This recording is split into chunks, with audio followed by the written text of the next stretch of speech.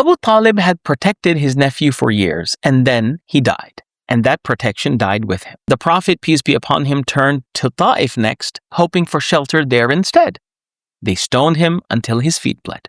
He returned to Makkah with nothing, no protection, no refuge, but his mission hadn't changed. He still had to call people to monotheism. He just needed somewhere safe enough to do it. So he turned to Hajj, the one thing every tribe in Arabia still honored, even the idol worshippers. And there, among the tents, he asked a new question. Not just, will you believe, but will you protect me? Tribe after tribe said no. Then, near a place called Aqabah, he met 6 young men. They weren't tribal leaders or men of significant wealth and influence, just ordinary youth, yet through them, everything was about to change.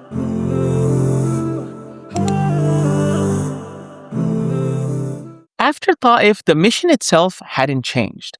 The Prophet, peace be upon him, still carried the same responsibility he'd carried from the start, calling people to monotheism.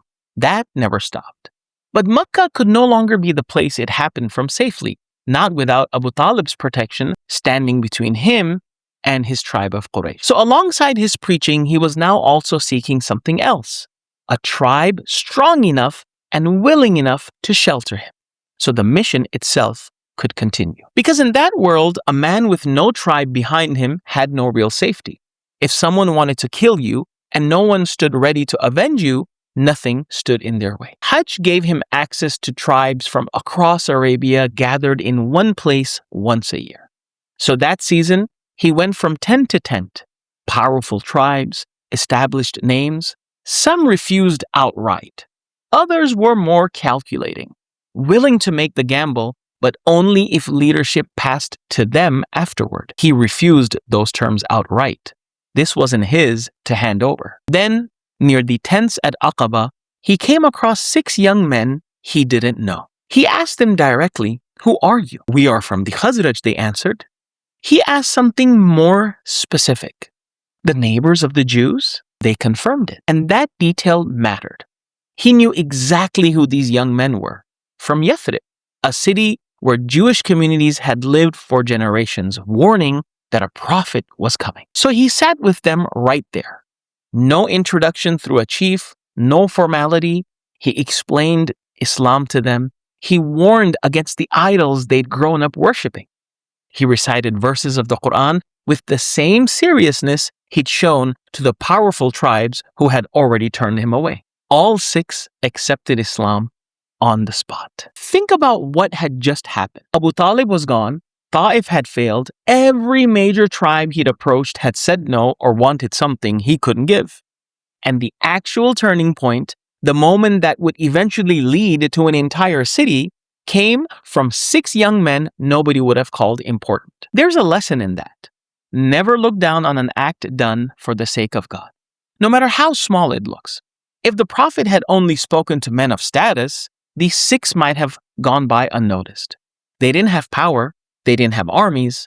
What they had was something quieter. They recognized the truth when they heard it. Before we get to what happened next, it's worth pausing on one word: pledge. See, we use the word promise loosely. I promise to call you back. I promise I'll be there. A pledge is different. In Arabic, this act is called bay'ah. A bay'ah isn't just spoken. It's physical. You place your hand in the hand of the person you're pledging to. It's witnessed. It's binding. And walking away from it isn't just breaking your word. It's breaking a covenant. See, a promise can be quiet, private, forgotten if convenient. A pledge is public. It has weight. It has consequence. And in a culture built entirely around honor, where your word was your worth, placing your hand in someone else's hand and pledging allegiance was one of the most serious things a man could do.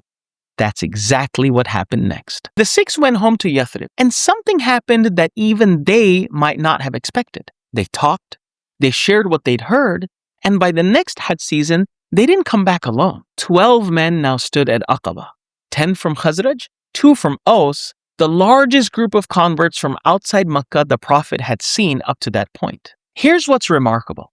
The Prophet did not ask them for protection, not yet. He knew that would come, but not now. For the moment, his focus was different. laying the foundation of belief itself. So the 12 men made a different kind of promise. They vowed to worship Allah alone, to abstain from theft, from adultery, to avoid falsehood, and to obey the Prophet in whatever was just and reasonable. One by one, each man placed his hand in the hand of the Prophet, peace be upon him. This pledge would later be called the Covenant of Women, not because it was lesser, but because its terms matched what would later be asked of women who accepted Islam. No military obligation, no political burden, just faith, just character, just submission to God. One of those 12 men, Ubadah ibn Samit, later described it simply. We pledged to worship Allah alone, avoid theft, fornication, infanticide, and injustice, and to obey the messenger in all matters of good. No swords, no armies, no confrontation with Quraysh, not yet, just 12 men choosing to believe. Before they left, the 12 men asked for one more thing. They wanted someone to come back with them, someone who could teach them properly the Quran, the deeper meaning of what they just accepted. The Prophet, peace be upon him, agreed. And the man he chose would change everything that happened next in Yathrib. His name was Musʿab ibn ʿUmayr. Musʿab wasn't an obvious choice. Before Islam, he was known across Makkah for something almost the opposite of hardship: his elegance, his fine clothes, his perfume.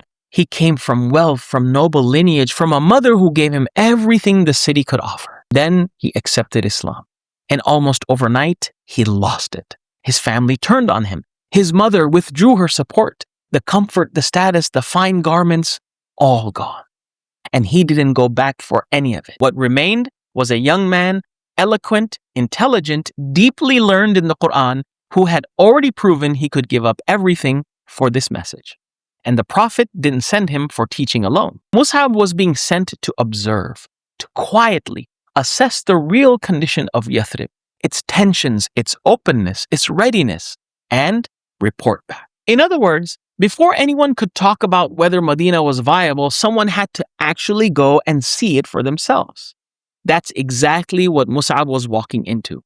Not a warrior, not a politician, a young man the same age as the 6 who'd started all of this, being trusted with something enormous. Once again, the Prophet, peace be upon him, was placing his mission in the hands of the young. He mounted this journey alone, carrying nothing but the Quran he'd memorized and a responsibility no one else had been given yet. What he found in Yathrib and what he did with it would end up shaping everything that came next.